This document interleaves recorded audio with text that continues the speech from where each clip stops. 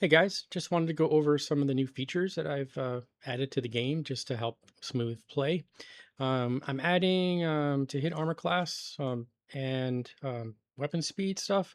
Also made some changes to the initiative and the surprise stuff just to make it a little bit easier. So I want to just go through some stuff. I made a bunch of changes to streamline. So for example, when you fire a missile weapon, it will, and you pick a target, it will automatically calculate the distance for you, and so you don't have to kind of figure that out. It'll just shoot. In this case, is a attack a short, so you just click on that and then roll your attack. So that's kind of a quick thing that helps out. It also works for grenade attacks too. And so we're using to hit armor class. So depending on the weapon that you're using, some weapons are going to be better than others. So if you go into, let's see here, look under the weapons section. So this is the table here that we'll be using. And I think I did use the Unearth Arcana, which is a little bit more complete.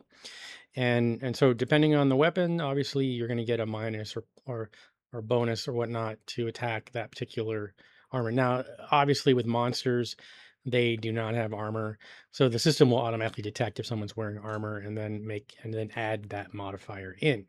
So somebody that is wearing let's see, would be probably like leather armor, they're gonna, certain weapons are gonna work better.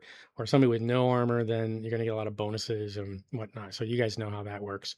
And in the attack, so whenever you make an attack, let me get rid of this one here. Let's say that Fenwick is attacking Sparky. So he uses dagger and then attack Sparky. So it will show you the THACO versus Armor Class 6, and then I added the hit location for the headshot. So if it's a 6, then it will use a different armor class if that is different.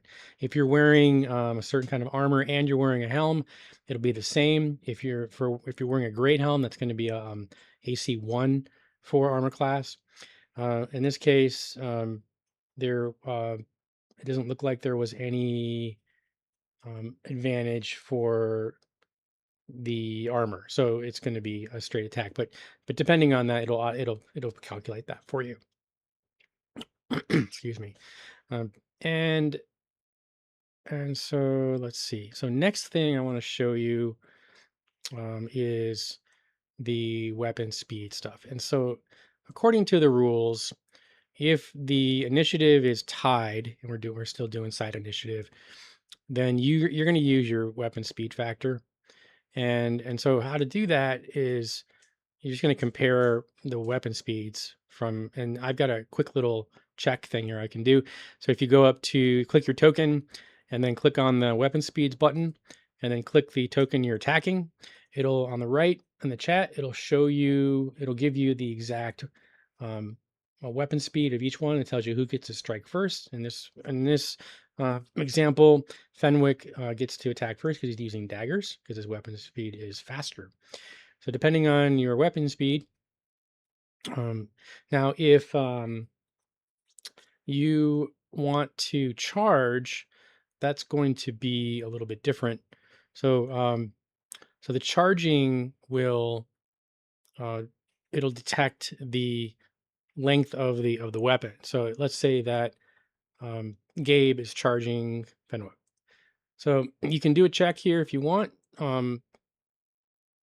So being that this little icon is selected for charging, and I'll show you that in a minute, it's going to show you the distance, how long it takes to get there in segments, and then and who gets to attack first. So it says Golden Gabe attacks first because he's carrying a longsword, and then Fenwick has daggers, so he'll get to attack first. But if Fenwick had a longer weapon, or if and if he set the charge, then it's going to do double damage. He'll attack first.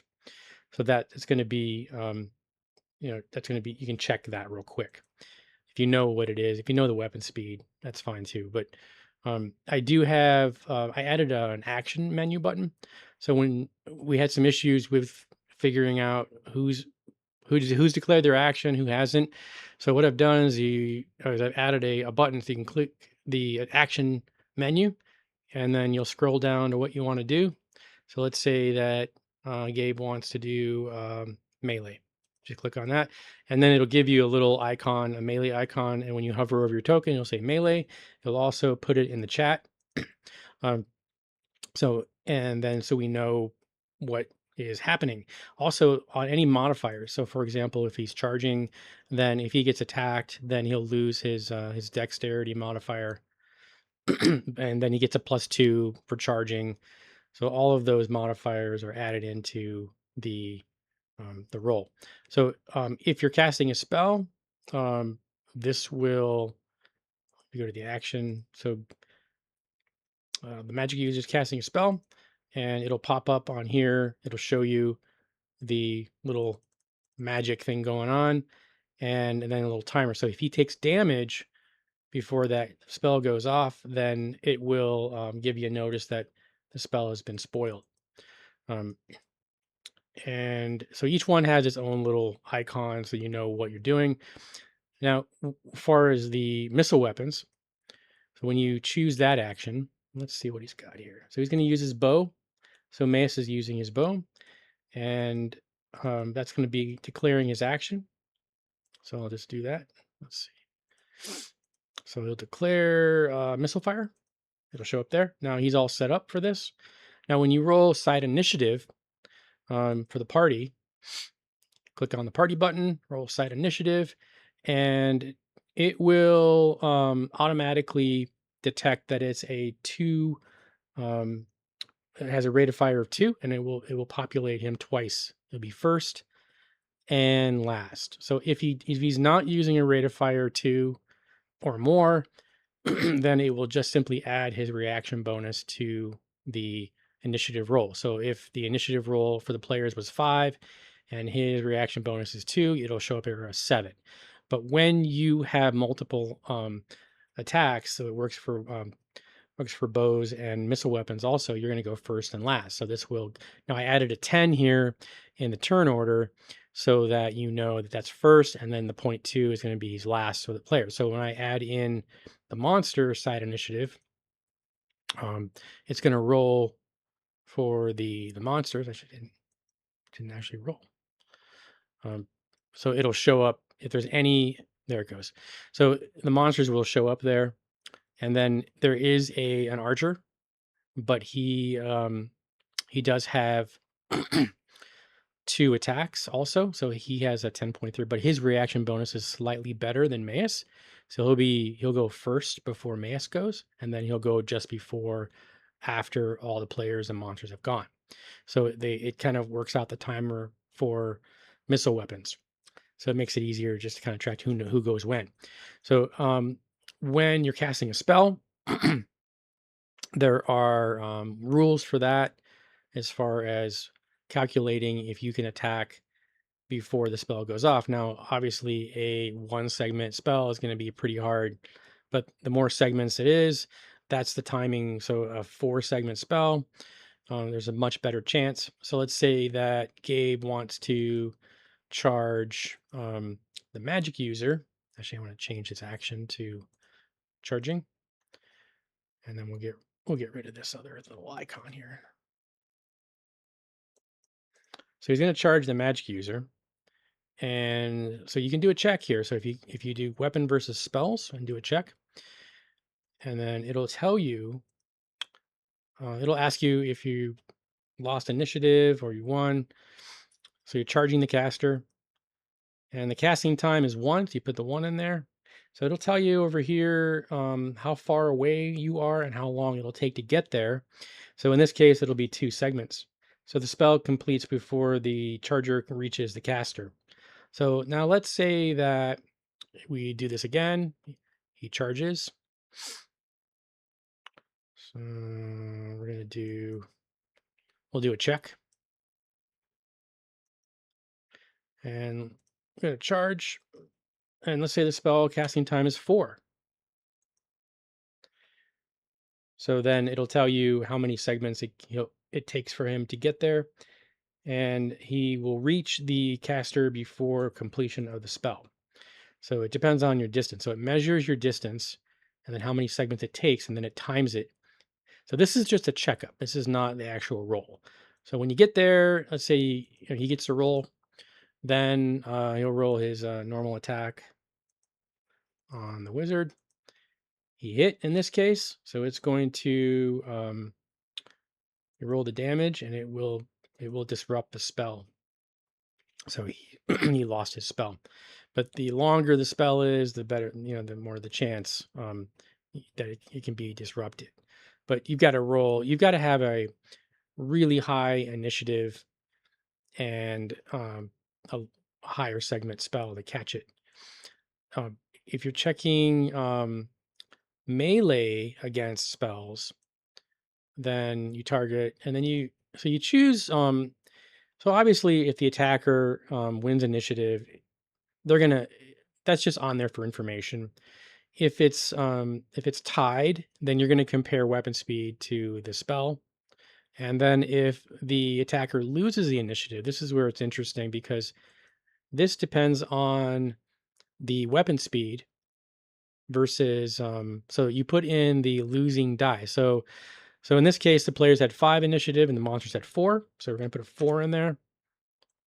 And then the spell casting time. So obviously, if you have somebody in your face with a sword, you're probably going to try to cast a shorter spell. So let's say they try at a 3. Like they cast a spell that's 3 segments.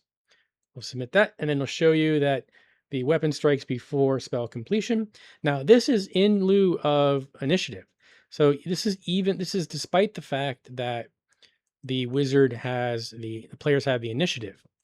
It just depends on the speed of the weapon and then the casting time. So obviously, if it was a 1, then he's not going to be able to get it. But this is a check. So if you don't know what the rules are, this will you can just do these checks versus weapon speeds or whatnot. It'll list everything for you. So again, if let's see, sorry, is she wants to attack Maes. So he doesn't have a weapon speed. So he's gonna attack Sparky. So then it will compare whose weapon is faster, and then it'll tell you Sparky has you strike first. And this is assuming that the initiative is tied. This is only when you're going to use this. You're not going to use this all the time. This is only for ties or when you're trying to find out a timing. So normally with initiative, you're just making attacks. So this is just kind of I mean, how often do we actually roll a tie through the course of a game? Not very often. So it's going to be, a once in a while thing.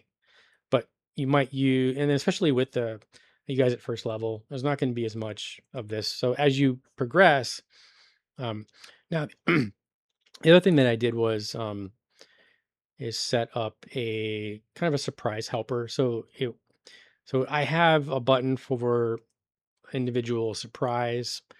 So it's also on your GM sheet. So you can either roll it. You can roll it either way. Um, Actually, that's gone. Let's see here. Let me see something. Okay, yeah. So I took off the surprise and initiative stuff here and all that. That way, it's just less to look at. We're not using that anyway. And sometimes I noticed last time you guys would accidentally click on the initiative, and that was, it just had the attacks and ability scores. And then if you're a spellcaster, that pops up. Okay, so let's say that you guys are surprised. You're going to roll for surprise individually. We can do a side surprise. Sometimes we'll do that. Sometimes I'll ask you to roll individual surprise. It does take an effect your reaction modifier and if you're encumbered or not. So let's say Sorry wants to roll individual surprise. Let me get rid of the turn tracker first. So what this does is it just puts everything on the turn tracker. So let's say the surprise range is 2, and you can see that Sorry she rolled a 6, so character is not surprised. So it's going to show up 0 here. Let's keep going. Let's see what Gav is going to do. So we'll do surprise initiative, surprise individual, 2, and he's not surprised. Let's do Sparky.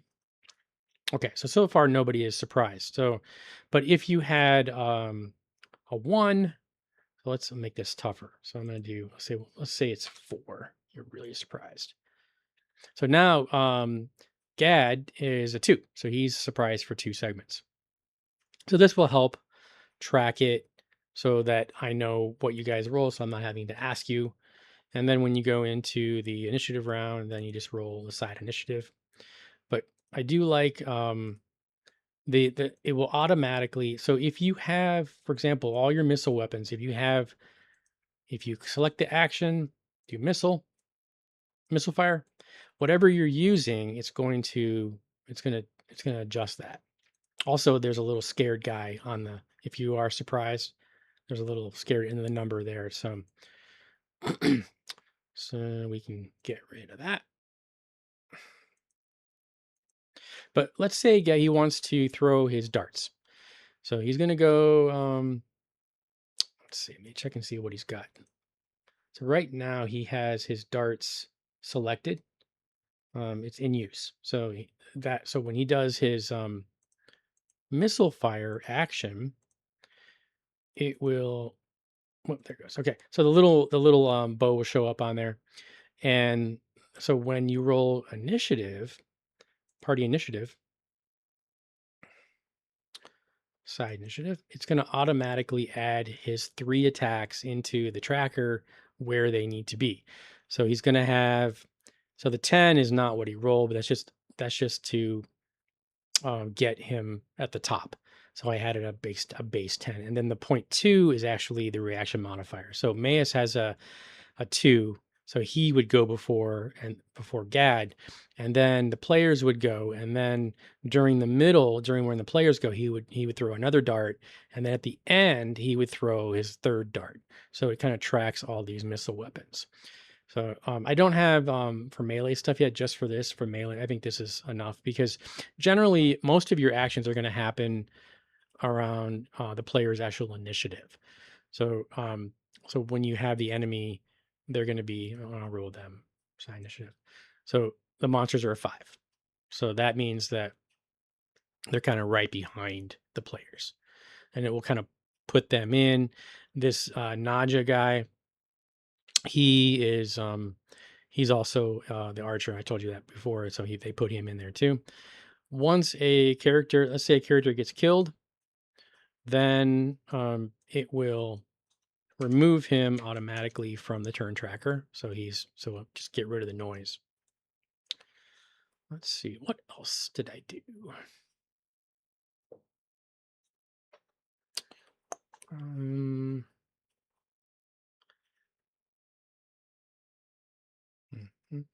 Oh, I did add a cover concealment button. So if you want to add cover concealment to your token, you just click what you want.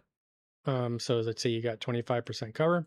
So any attacks on Mass will reflect that modifier. So if that's on there, and so to get rid of it, just click none. It'll go away. So that's how you get rid of that. So you can adjust that modifier. So what I tried to do is have all the modifiers listed for everything. So as you do your actions, then it'll add this stuff in. So for example, nothing for melee, missile fire, with the initiative stuff. Charging gives you a +2. It also takes away your dexterity bonus for your AC. So if the enemy has a longer weapon, you get attack first, then you're going to lose that advantage, that AC. So whatever that drop is for you. I think for Gabe's case, I don't think he has a dex modifier bonus anyway. Move to close, fall back. I have a reload option if you have a crossbow. And then these other things, I put the priority ones at the top. So you can just, and so each one will have its own little icon, and then like I said, it'll show up in the chat. So let's say you want to just move, then a little boot will show up that you're moving. If you want to move to close, it has the same thing. So those actions will happen in the only thing that is timed are spells, missile weapons, and then charging. So usually charging is not going to be an issue unless you are charging from a great distance. So let's say you're charging from 50 feet away or 100 feet away. It's gonna tell you how many segments it'll take to get there. And then if you're trying to disrupt a spell, then you'll compare that to the spell casting time. Generally, what you'll do is most of the actions will fall in the middle around 5. And then if he's charging from a long distance, then say it's 7 segments, then he'll go later. If he's charging earlier, then he'll go sooner. Same thing for spells. Spells will go off, first segment, first level spell is going to go off in the quicker. So that's going to go first. So that's going to be how you're going to manage all of that timing stuff. Let's see what else I got here. Mhm. I also, this is really nerdy, but whatever. So I added a more precise calendar and weather that will change. It's based on the wilderness guide. They have where's the weather in here?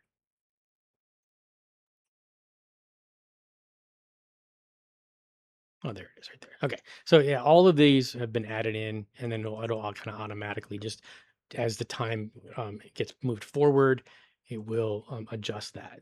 So so if I do, let me see, show, where is the button here? Oh, so show the time. So it'll show you the time that you currently are, the day, the moon cycle, and the current weather also, and the daylight. So depending on the month it is, your daylight will happen. And so you can kind of compare that. So, and then as the hours go by, the temperature will go up, and then you may get some. So that's kind of cool how that worked out. Um, but I think that's all I have for you now. So I will upload this video to Discord so you guys can review it. And I hope this actually makes our game run even smoother. I am going to require, so when you guys all get in the game, I want to, when you declare your actions, we're going to just go right in a row, and then the next turn will go in reverse. And so, or what you can do is if you just want to check the action, and then it'll go right in the chat and it'll be real quick. So that's the only idea, is that there's less confusion. Like, I don't know, I can't tell sometimes if everybody's giving me their answer, and then half the time I don't remember what you said or what you did. So this will help. Like I said, it also will, if you hover over, it'll show you what your action is. And that way, you know. So, but that's it for now. Bye, guys.